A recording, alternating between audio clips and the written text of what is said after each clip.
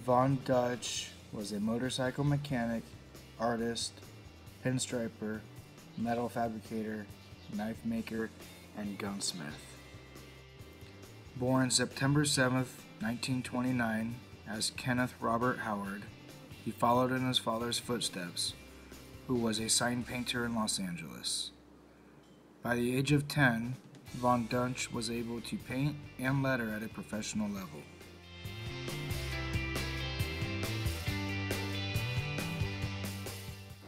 Little was known about Von Dutch and his work until the 1950s, when his lettering and pinstriping began showing up at major car shows.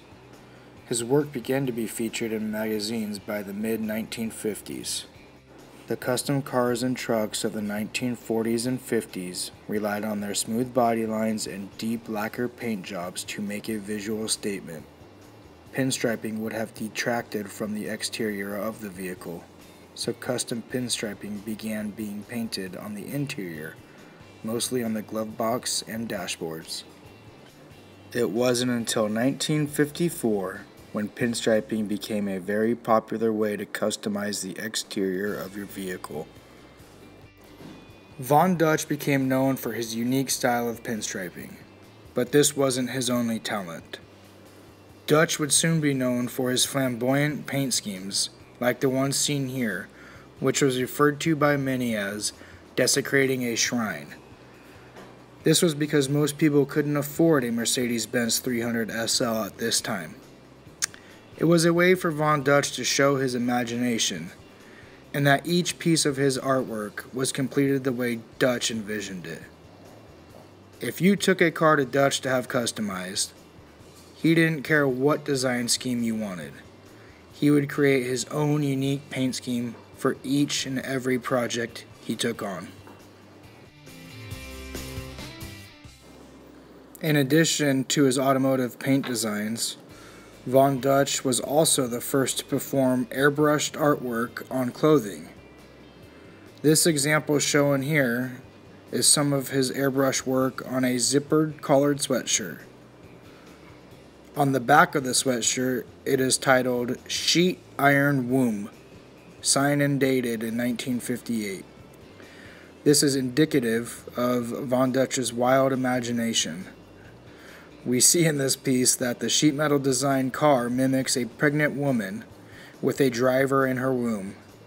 A pretty comical design in my opinion.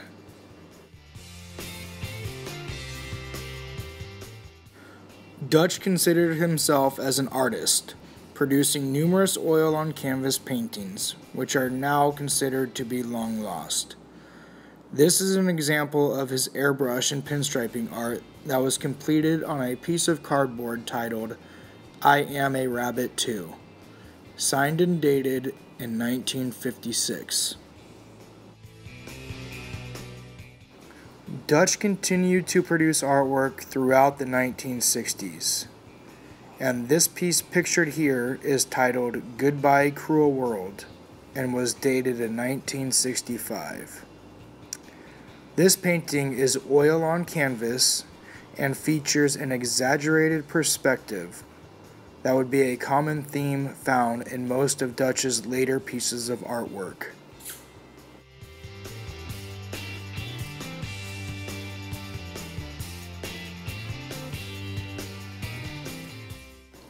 This painting is also dated from 1965 and is titled Self-Portrait, and is referred to by most as the fuck painting because the word is hidden in the painting across his forehead.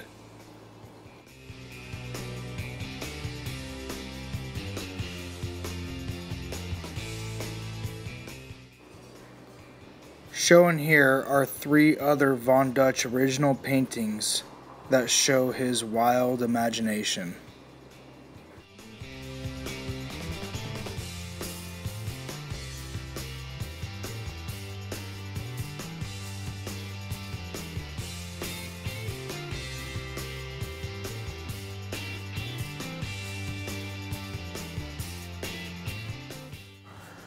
Von Dutch was known for his signature logo, the flying eyeball. It is believed that the meaning behind the flying eyeball is related to Egyptian cultures dating back some 5,000 years ago. The flying eyeball is a symbol meaning the eye in the sky knows and sees all.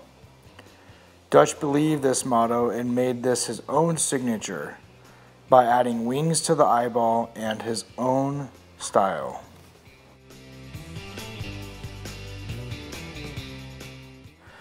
Another famous piece of Von Dutch's art is the totally customized crash helmet.